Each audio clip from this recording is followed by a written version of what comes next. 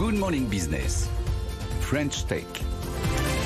Et à 6h43, c'est l'heure de la French Tech, comme tous les matins. Et aujourd'hui, c'est une French Tech, d'abord qui lève 24 millions d'euros.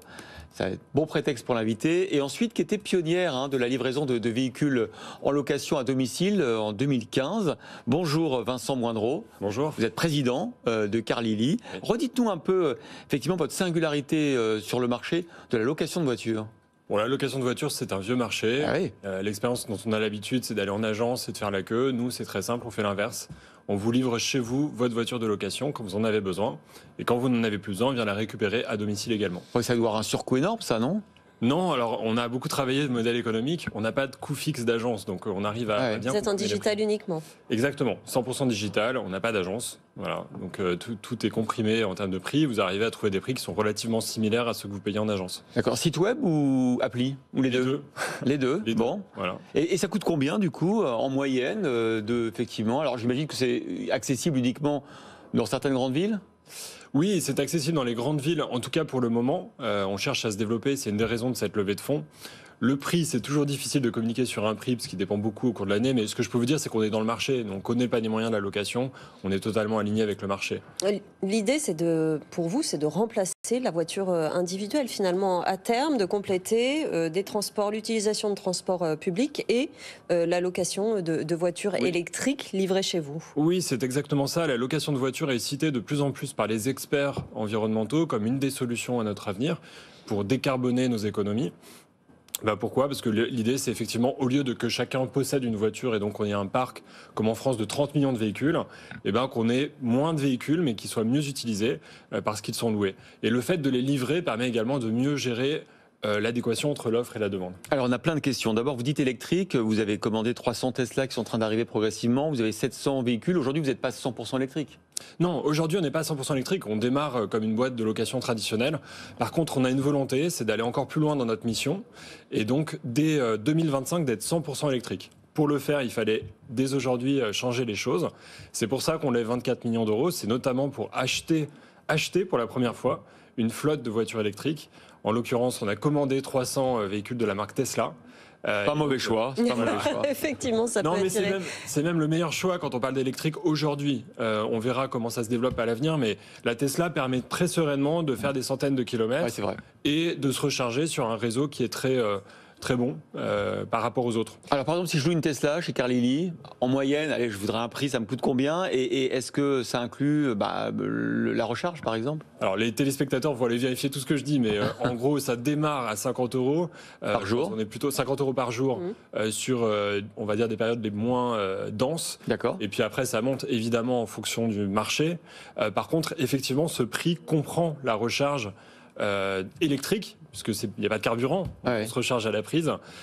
Sur le réseau de superchargeurs, tout est compris. Ce qui n'est pas peu dire en ce moment, effectivement. Est-ce que vous avez uniquement des clients individuels ou est-ce qu'à terme, vous allez aller vers les entreprises qui, de temps en temps, ont besoin de louer des voitures ? Déjà, aujourd'hui, on a 60% de clients individuels et 40% de clients entreprises. Donc, vous livrez des flottes ? Ou c'est à la demande? C'est plutôt à la demande aujourd'hui, en effet, mais on est en train de construire une offre plus orientée vers les grandes entreprises. On a beaucoup de petites entreprises, en fait, à date. Alors moi, j'ai une question, parce que vous avez raison, c'est un marché très mature, l'occasion de véhicules. Il y a eu pas mal de disruptions grâce au French Tech. Mais alors, vous allez quand même chez les particuliers, leur livrer leur voiture. Il y a d'autres concurrents qui, par exemple, ont mis au point des systèmes où on déverrouille la voiture dans la rue avec son smartphone, ou des systèmes où on partage son véhicule particulier avec d'autres acteurs. Est-ce que votre solution, elle n'est pas un peu archaïque finalement d'avoir quelqu'un qui vous amène le véhicule en bas de chez vous ? Est-ce que vous n'êtes pas plus cher que les autres ? Alors, on n'est pas plus cher que les autres, comme je disais juste avant. Sur le côté archaïque, je laisse chacun juger, mais quand vous êtes... Je vous challenge. Non, mais vous avez raison. Mais quand vous êtes une famille avec, par exemple, 2 enfants et des sièges auto, vous pouvez faire le choix de véhicule qui correspond à votre besoin. Il arrive en bas de chez vous. Donc, vous ne dépendez pas de véhicules qui sont éventuellement positionnés autour de votre domicile. Vous avez vraiment un choix qui est très, très large, très profond. Et ensuite, vous avez à l'intérieur les sièges auto, par exemple. Ouais. Vous avez les options que vous voulez. Donc, on pense que ce modèle, sincèrement, on pense que ce modèle est le meilleur. Ça, c'est une sacrée logistique. Ça veut dire qu'il faut que sur chaque location, vous mettiez les sièges auto, demandez, etc. C'est extrêmement compliqué. Donc là, on en vient au sujet technologique. En fait, c'est toujours pareil, plus c'est simple pour l'utilisateur final, plus c'est compliqué en interne. Et il y a beaucoup de technologies chez Carlyle. 50% de nos effectifs sont des ingénieurs. On travaille énormément pour justement gérer cette logistique qui est très très compliquée. Vous allez passer d'ailleurs de 30 à 60 employés. Quel profil vous allez retenir? Essentiellement des tech produits, c'est ce qu'on recherche en priorité. Puis après, on a quelques profils marketing, finance, voilà. Après, c'est plus vaste. Et vous avez combien de livreurs, de voitures? Comment ça se passe avec eux? C'est une super question. Alors en fait, nos livreurs ne sont pas des salariés, ce sont des indépendants. On les appelle nous des car sitters pour l'anecdote, parce qu'on fait un peu le parallèle avec les baby-sitters. C'est un peu la même chose. C'est un job où vous travaillez comme ça et vous gagnez un peu d'argent une fois de temps en temps. Vous n'êtes pas obligé de bosser toute la semaine. Et on en a aujourd'hui plus de 450 référencés. Ah oui, quand même. Ouais.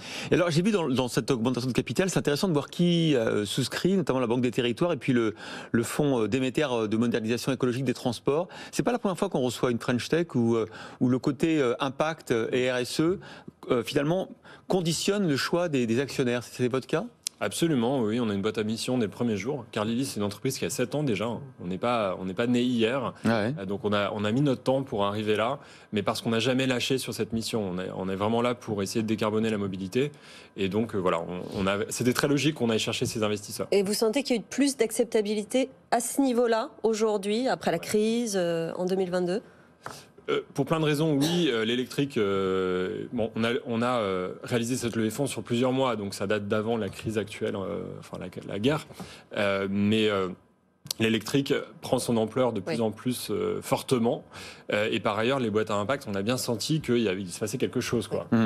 Pendant quelques temps, on n'était pas forcément dans le viseur des investisseurs, et depuis un an, peut-être un an et demi, ça change. Voilà, Carlyle disponible pour le moment à Paris, en Ile-de-France et à Lyon, c'est bien ça? Oui. Bientôt dans d'autres villes? Voilà, partout en France bientôt. Ouais. Bon, Vincent Moindreau, président, merci d'avoir été notre invité dans Good Morning Business.